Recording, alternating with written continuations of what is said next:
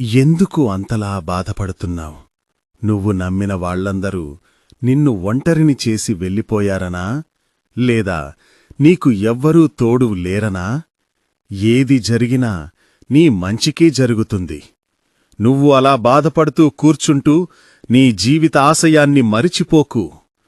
నీ జీవితంలోకి ఎంతోమంది వస్తుంటారు, పోతుంటారు. కాని నీతో ఎవ్వరూ శాశ్వతంగా ఉండరు. ఈ బంధాలు, బంధుత్వాలు, ప్రేమలు, ఆప్యాయతలు ఇవేవీ శాశ్వతం కాదు. నీకు నువ్వే శాశ్వతం. నువ్వు బాధలో ఉన్నా, కష్టాల్లో ఉన్నా, దుఃఖంలో ఉన్నా నేనున్నాను అని ఎవ్వరూ ధైర్యం చెప్పరు. ఇంక నీ బంధువులు ఎవ్వరూ నీకు తోడుగా ఉండరు.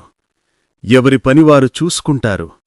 నువ్వు సంతోషంగా ఉండాలంటే నువ్వు ఎవ్వరి గురించి ఆలోచించొద్దు. నీకు ఎంత బాధ వచ్చినా, ఎంత కష్టం వచ్చినా ధర్మంగా ముందడుగు వెయ్యి. అప్పుడు నీ కష్టాల్లో, నీ బాధలో నేను తోడుంటాను. మనిషి రూపంలో వచ్చి నీ కష్టాల్లో నిన్ను ఆదుకుంటాను. నువ్వు ధైర్యంగా ఉండు. ఎవ్వరికోసం ఆలోచించకు, ఎవ్వరికోసం బాధపడకు.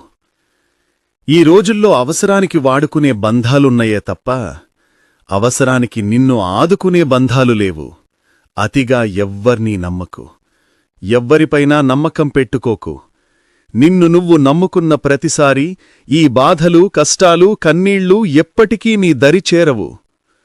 పాపాలు చేసిన వాళ్లు చాలా సంతోషంగా బ్రతుకుతున్నారు. ఏ పాపం చెయ్యని వాళ్లు బాధలు, కష్టాలు, కన్నీళ్లు భరిస్తూ బ్రతుకుతున్నారు. పాపాలు చేసిన వారికి ఎప్పుడు శిక్ష విధిస్తావు శివయ్యా అంటావా? నువ్వు పాపాలు చేసిన వాళ్లు సంతోషంగా ఉన్నారని ఎప్పుడూ అనుకోకు. వారి పాపం పండిన రోజు చిత్రహింసలు ఇంకా నరకయాతన అన్నీ ఈ భూమిపై అనుభవించేలా చేస్తాను. నువ్వు నిశ్చింతగా ఉండు. నేనున్నాను.